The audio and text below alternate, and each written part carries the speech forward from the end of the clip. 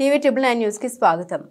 మునుగోడు మండలం పులిపాలపుల గ్రామ పంచాయతీ పరిధిలో మన ప్రియతమ నాయకులు మునుగోడు శాసనసభ్యులు కోమటిరెడ్డి రాజగోపాల్ రెడ్డి గారి సహకారంతో పులిపాలపుల గ్రామ పంచాయతీ పరిధిలోని సీఎం రిలీఫ్ ఫండ్ చెక్కులను కాంగ్రెస్ మండల పార్టీ అధ్యక్షుడు భీముడపల్లి సైదులు చెక్కులు అందించారు. ఈ కార్యక్రమంలో మాట్లాడుతూ మన ప్రియతమ నాయకుడు మునుగోడు శాసనసభ్యులు కోమటిరెడ్డి రాజగోపాల్ రెడ్డి గారు తాము చేసిన అభివృద్ధి గురించి చెప్పుకొచ్చారు. చెక్కులు అందుకున్న వారు అనంతల జ్యోతి 26,000 రూపాయలు, ఖమ్మంపాటి సురేష్ 12,000 రూపాయలు, మునీర్ భాష 24,000, ఖమ్మంపాటి రాజు 17,500, వి రాములు 5,500 రూపాయలు ముఖ్యమంత్రి సహాయ నిధి నుండి మంజూరయ్యాయి. అదేవిధంగా మునుగోడు మండల కాంగ్రెస్ పార్టీ అధ్యక్షుడు భీముడపల్లి సైదులు, కాంగ్రెస్ నాయకులు మరియు దోటి నారాయణతో పాటుగా చెక్కులు అందించారు. ఈ కార్యక్రమంలో ముత్తార్ భాష, బొడ్డుపల్లి నగేష్, జనగం లింగస్వామి, బొలుగురు గోపి తదితరులు పాల్గొన్నారు.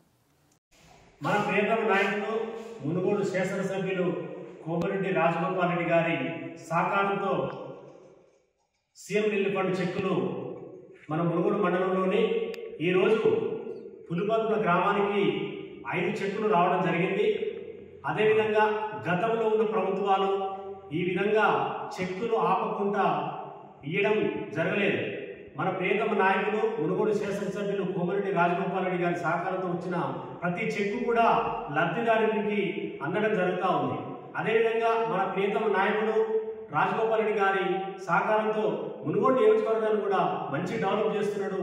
ఇంకా ముందు భవిష్యత్తులో కూడా మంత్రి పదవి ఇస్తే ఇంకా మన మునుగోడు డెవలప్మెంట్ అయింది. కాబట్టి మన నాయకులకు మన రాజగోపాల్ రెడ్డి గారికి మంత్రి పదవి ఇవ్వాలని, అదేవిధంగా ప్రతి పేదవానికి కూడా హాస్పిటల్ పడ్డా కూడా ప్రతి చిన్న విషయానికి కూడా రెస్పాండ్ అయ్యి మన ప్రియతమ నాయకులు స్పందిస్తారు. కాబట్టి ఈ రోజున సీఎం రిలీఫ్ ఫండ్ చెక్కులు రావడం, అదేవిధంగా ఈ చెక్కులు కూడా ప్రతి లబ్ధిదారునికి అవసరమైతే ఇంటికి వెళ్ళి కూడా ఇవ్వడం జరుగుతూ ఉంది.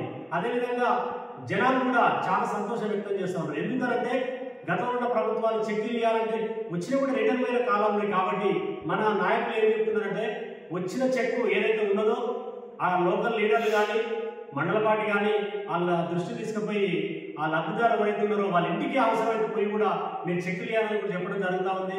గత ప్రభుత్వాలు ఇటు చేయలేదు.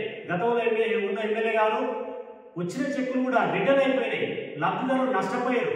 కాబట్టి మన నాయకులు చెప్పింది ఏంటంటే ఏ ఒక్క చెక్కు కూడా ఆపడానికి లేదు. వచ్చిన చెక్కు నేను వచ్చిందాక ఆపాల్సిన అవసరం లేదు. ఏదైతే చెక్కులు వచ్చినాయో మీరు ఎమ్మటే మన ఉన్న లోకల్ లీడర్లతో కలుపుకొని ఆ గ్రామానికి వెళ్ళి అవసరమైతే వారికి చెక్కులు అందజేయాలని చెప్పడం జరుగుతూ ఉంది.